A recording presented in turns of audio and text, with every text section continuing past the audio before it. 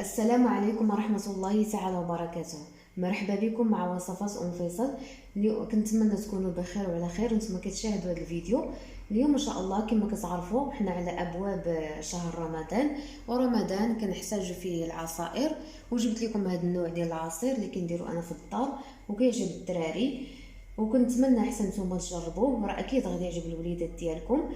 كما كتشوفوا معايا راه كيعطينا واحد الكميه كبيره، يبقاو معايا شوفوا الطريقه. وبالنسبه لهذا العصير كنحتاجو نص كيلو ديال الفريز اللي غسلته مع الخل كتغسلوه مزيان، واطرو ديال الحليب، وعصير ديال الحامضه، واحد ياغورت طبيعي. ديروا ياغورت طبيعي، انا ما لقيتوش وانا ندير هذا، من الاحسن ديروا ياغورت طبيعي يعني اللي كيكون مسوس. وعندي هنا غندير 4 المعالق ديال السنيده، ومهم سنيده كتبقى دائما حسب الذوق. اول شيء غادي الفريز نحيد ليه سميتو هادشي ديالو، غادي نديرو في الطراب. هنا الفريز غادي نضيف عليه العصير ديال الحامضه، غادي نضيف عليه الياغورت الطبيعي،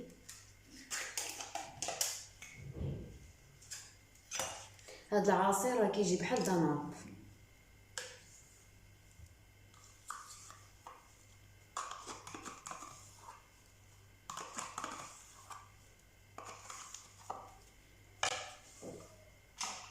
وغادي نضيف 4 المعالق ديال سنيده، يمكن لكم ديروا 3 كتبقى حسب الذوق.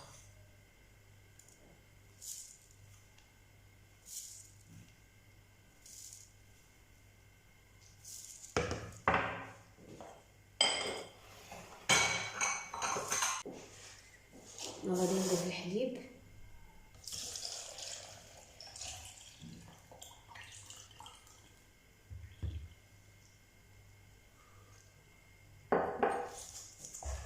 وغادي نطحن هاد المكونات مزيان، نطحن الفريز مزيان حتى يطحن مزيان ما يبقاش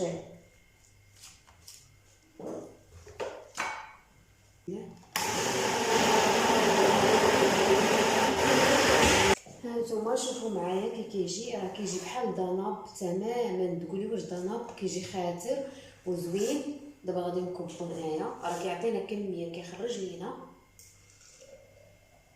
شتي هذا عندي كيهز ايطرو، يعني كيخرج لنا تقريبا 2 ايطرو. شتو كي كيجي خاتر وزوين.